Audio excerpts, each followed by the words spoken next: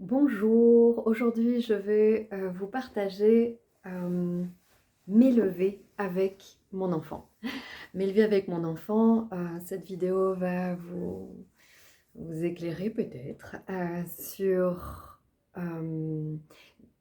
comment accompagner, vivre avec son enfant, chérir son enfant entre 0 et 7 ans.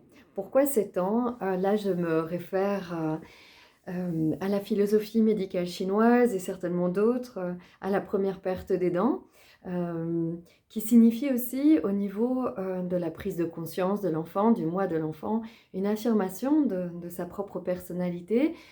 Plus subtilement parlant, il va s'éloigner, prendre sa place plutôt et être moins fusionnellement relié à sa mère, encore moins du moins à 7 ans. Donc, que se passe-t-il? Comment va-t-on regarder l'apprentissage avec son enfant? Beaucoup de questions sont souvent posées en thérapie sur est-ce que je fais bien en tant que maman, papa? Quelles sont les meilleures choses à faire pour notre bébé? Est-ce qu'on doit dormir près de lui? Comment le porter, pas le porter, etc. Ce sont des questions qu'on a donc quand il est tout petit. Et en fait, là, j'en reviens à la voie très simple du corps, hein. Je suis vraiment issue du monde du corps de par toutes les thérapies du corps et du chamanisme. Et donc, le corps et l'esprit, pour moi, sont une unité.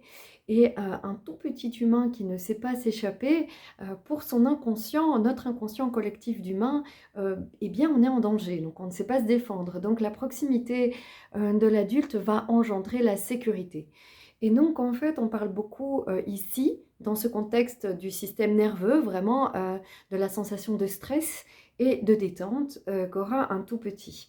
Alors là, on est vraiment dans la sécurité, c'est notre survie.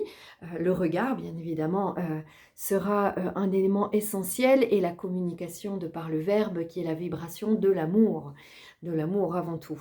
Donc ça, voilà, je vous donne un tout petit extrait de ce qu'on peut découvrir ensemble sur comment j'accompagne mon enfant. On pourrait dire que c'est le continuum de nous les humains, comme les animaux ont leur continuum, qui fait que par exemple les oiseaux vont construire leur nid et éduquer leurs petits d'une certaine manière.